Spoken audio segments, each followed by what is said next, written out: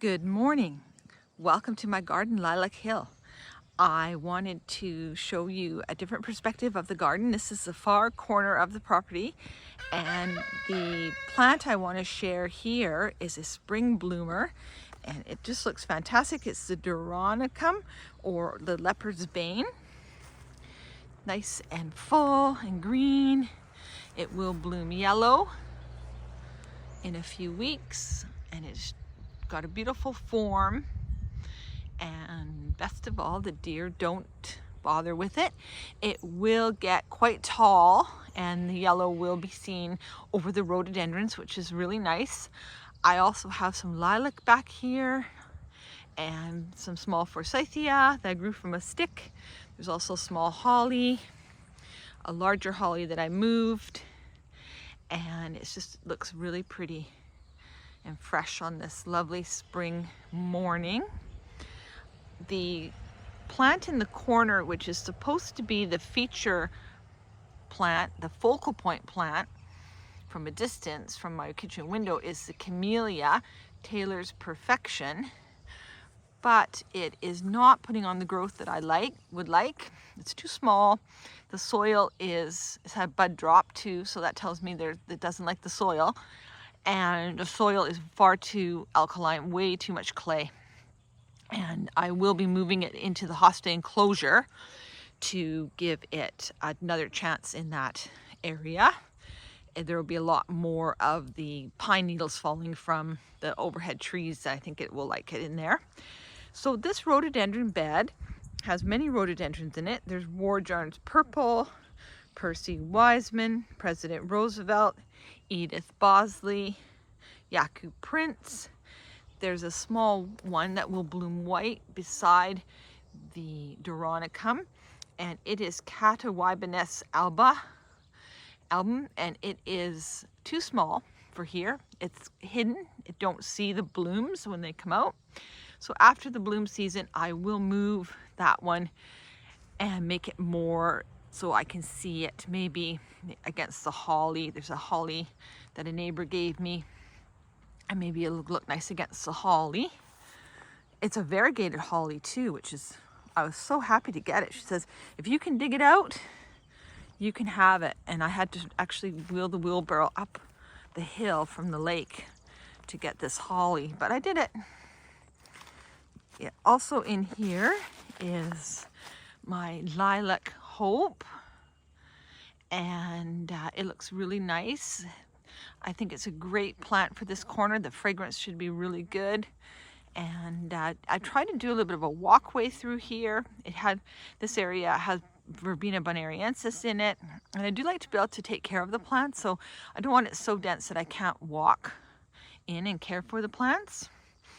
And here's the woodland area. It's not really woodland, but it's just sort of tucked away in the trees, looking really pretty. I covered up the cornflower with a old container because the deer were biting at it. It's like so frustrating. There is a small but in bud hydrangea, anemones in here, and this is a Arnold's red tartan. It's a bush honeysuckle. So I'm very happy with everything. A little bit of wild, a little bit of cultivated, things I've planted, things that have just grown on their own. And I just really like it. These plants here are more the property line to the neighbor. And look at this lovely little pulmonaria. Isn't that sweet? What a nice plant. Columbine's coming up. A stilby. Oh my goodness. It's supposed to be a purple azalea, but it's got one little shoot on it. My goodness. It was so cold. Oh, it really got cold. So a lot of plants have suffered from the cold. Things in pots. Lots of places for the birds to come and eat and get their seeds and enjoy the morning. Birds are always seem to be hopping around right now and getting the seed that I put out. I like to feed the birds. Probably not really supposed to feed the birds as much as I do, but I only feed them when I'm home. I like seeing the birds in the garden. This is just looking back at the summer house and the patio that was put down. Lots coming up in here. This is got some established shrubs, spirea.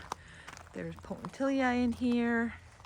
There's lots of the perennial sunflower in here, geranium, Shasta daisies, and of course phlox,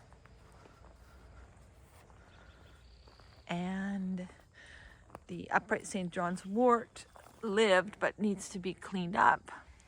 The bird bath has to be moved. It's way too close to the peonies.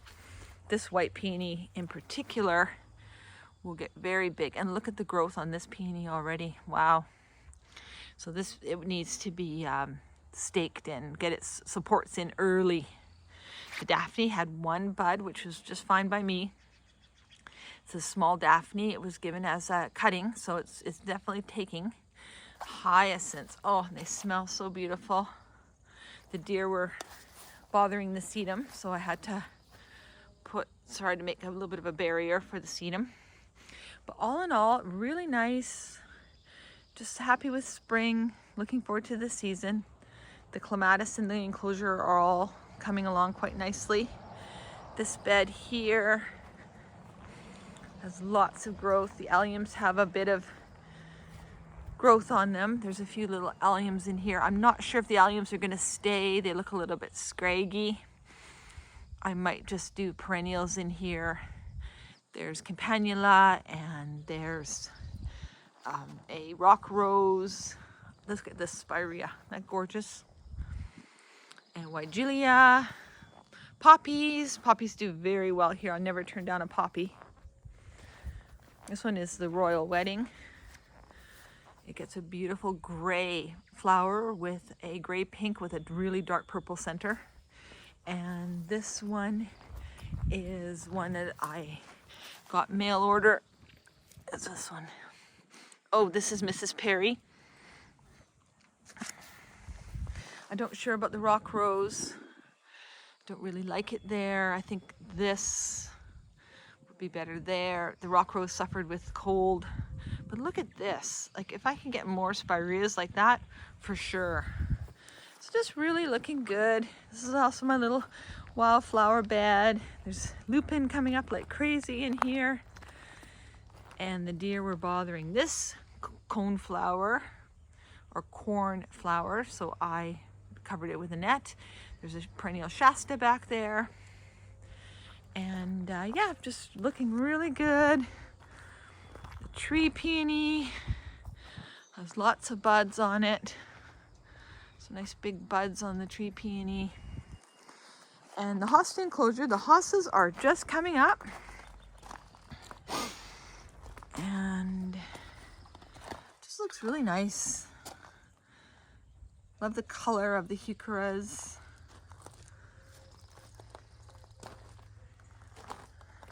I put the pyreus from this little plant was not even seen. It was buried underneath the California lilac, so I moved it back here, and look at the growth it's putting on already. It likes it back here. And just another spot to feed the birds. They like to have their feed in that feeder. So everything is really good. There are many, many plants in this garden. Everything needs to be cared for. And this hasn't been composted yet. I've got a nice load of compost I got to put down. My old rose looks good from my driveway. And this one is a really tall one. That's another one I got from the neighbor when they were going to sell the house. And I just really wanted to help them save the rose. And the heucheras in here, just gorgeous. Lots of nice spring color in here. And I'm just happy with everything. So as the garden progresses, I will come back and share the colors of the rhododendrons with everybody, and thank you for watching.